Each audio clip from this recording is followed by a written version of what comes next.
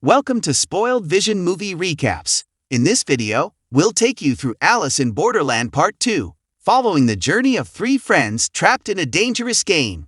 As they attempt to escape, they become further entangled in a web of mysteries. What will be the outcome of their story? Let's discover the conclusion in our recap of how to conclude Alice in Borderland Part 2. In Part 2 of Alice in Borderland, Arisu is devastated by the loss of Chota and Karube. Returning from a hunting game called Wolf and Sheep, Usagi discovers Arisu in a state of despair, lying motionless on the road, having lost his two closest friends.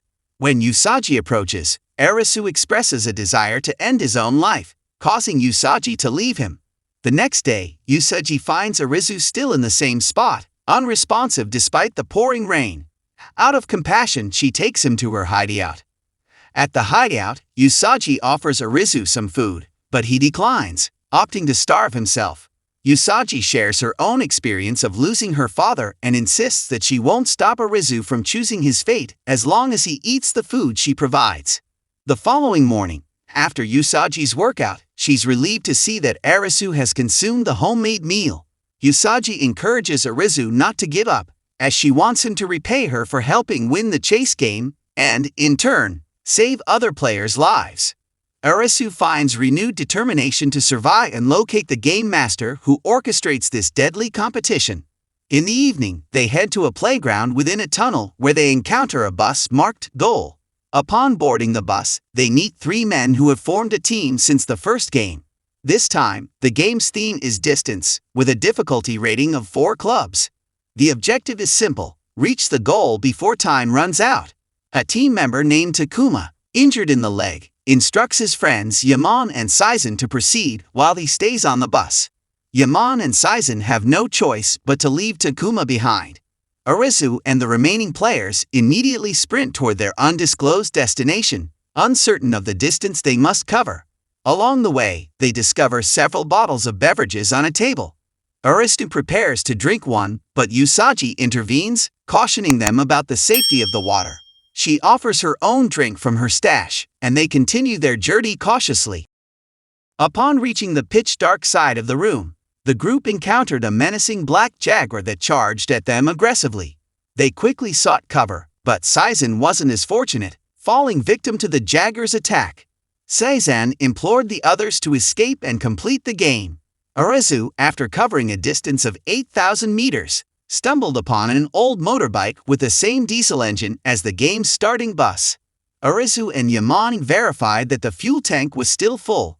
Calculating the time, Arisu decided to return to the starting point with the motorbike to transfer the fuel to the bus in an attempt to rescue Takuma.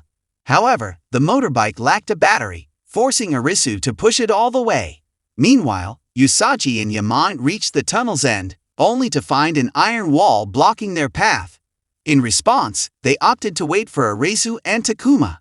Shortly after, the bolts securing the iron wall began to come loose one by one, releasing water. Witnessing this, they hurriedly ran to avoid the impending collapse. Yamani's exhaustion caused him to falter and be swept away by the powerful waves. Usagi, unwilling to meet the same fate, ran to escape the surging water. Fortunately, Arisu and Takuma arrived in the nick of time to rescue her. In the end, they successfully completed the game. The following day, Arisu shared with Usagi the information about the beach that Karube had learned via the walkie-talkie. Usagi resolved to accompany Arisu on this pursuit. However, locating the beach proved more challenging than expected. Despite an extensive search and inquiries with people they encountered, they remained clueless about the beach's whereabouts. One night, Arisu encountered individuals wearing the same bracelets as Aguni. These individuals embarked on a group game, reaching the game arena in a diesel-powered car. Arisu and Usagi pursued them on foot, ultimately spotting a hotel building with the word beach. They decided to surveil the area from a distance. Unbeknownst to them, they were ambushed by several lurking individuals. Arisu and Usagi were taken to meet Hatter, the leader of an organization known as Beach. Hatter's objective was to gather all the cards, allowing Beach members to exit the game and return to their former lives. Hatter outlined 3 rules for Beach members. First, they were required to wear swimsuits, making it impossible to conceal any weapons. Second, members were granted the freedom to enjoy themselves and engage in various activities. Thirdly, Hatter imposed a strict rule for beach members. All successfully obtained cards in the game must be immediately surrendered to him. Violators faced immediate execution. Arisu and Usagi had no choice but to comply, as refusal would result in their immediate demise. Having collected Arisu and Usagi's cards, Hatter needed just a few more, specifically the 10 hearts card and the face card, to conclude the game and escape their predicament. In the evening, beach members congregated in a grand hall to receive instructions from Hatter. They were to be divided into several small groups, each tasked with obtaining numerous cards and hastening the game's conclusion. The members cheered with enthusiasm, eager to head to the arena. In this game, Arisu and Usagi found themselves in different groups, but they made a solemn pact to complete the game and ensure their survival at any cost. Meanwhile, Chishiya observed Arisu, accompanied by his friend Kuina.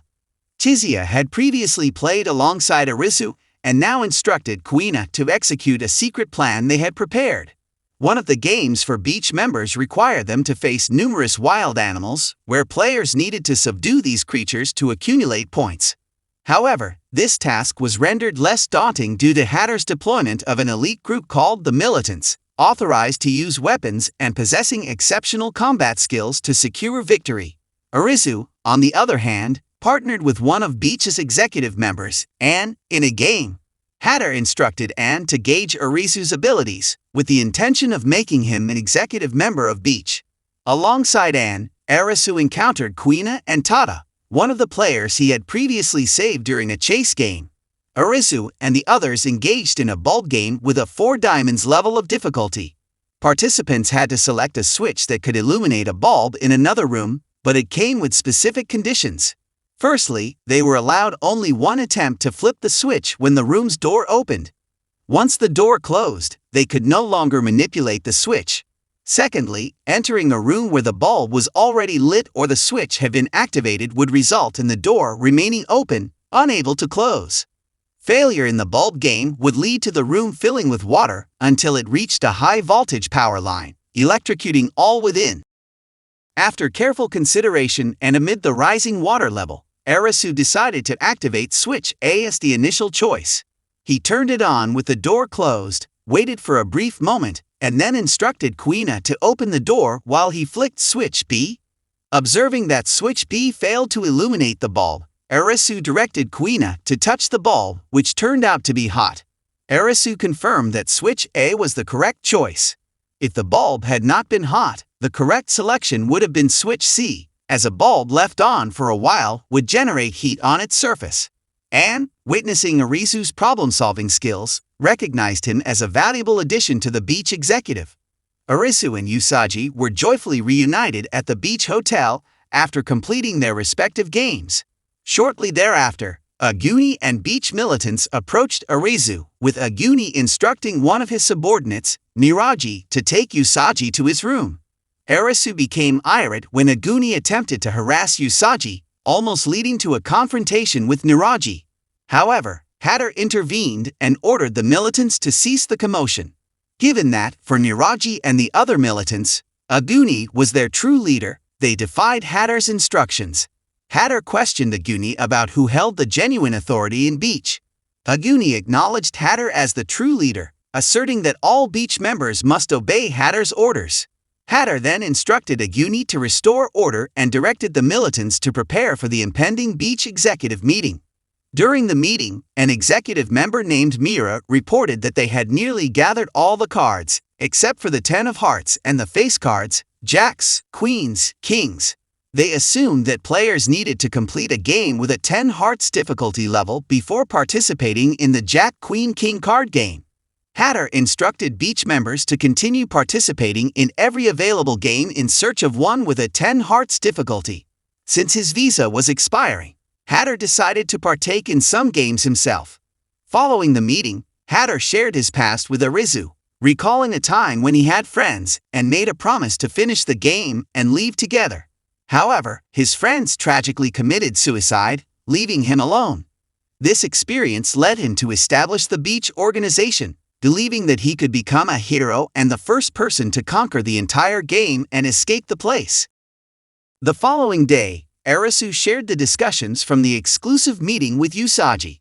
Somehow, he had a foreboding that something ominous would transpire within the Beach organization. Consequently, they resolved to uncover the inner workings of Beach by questioning its members.